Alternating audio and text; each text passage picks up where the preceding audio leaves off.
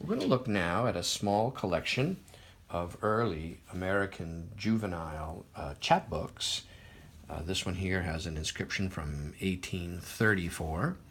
These all have these charming small wood engravings in them that are really interesting when you start to look closely at what's happening for the scenery, what type of images and iconography are shown. We almost always will see interior scenes in juvenile books of this era with people actually reading books, like a family sitting around reading, which is very interesting.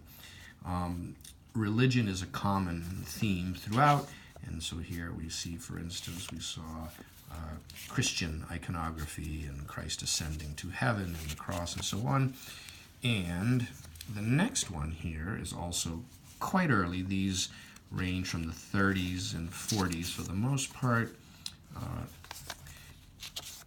These types of small little illustrated penny chapbooks were typically sold by traveling or itinerant salesmen, street merchants, so to speak, that would travel from town to town. That's very interesting. Selling their wares in a manner which is quite different from today. This book here, this little chapbook, might possibly be incomplete. I'm not sure. It has an early primitive thread stitching here done by an owner who sewed it back together long ago. And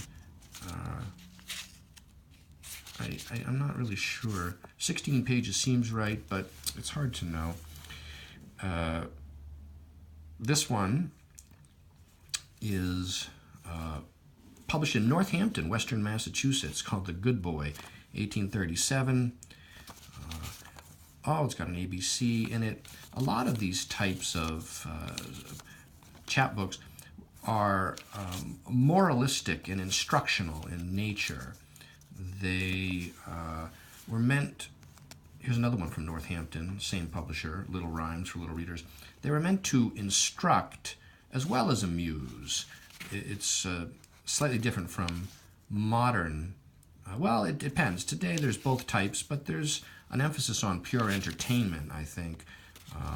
Whereas at this point in time, this type of booklet and book for children was pretty heavily didactic.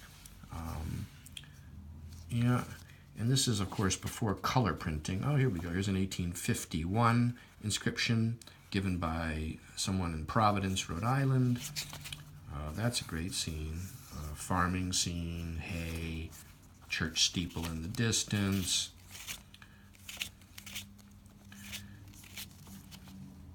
My Bible. Here is a little songbook for children. Rufus Merrill of Concord, very well known. 1843. You can see here an early child has inscribed it or signed it, but you can also see the remnants of her pencil lines for penmanship. So she would get her writing nice and even. These are very tiny little they are miniature woodcuts.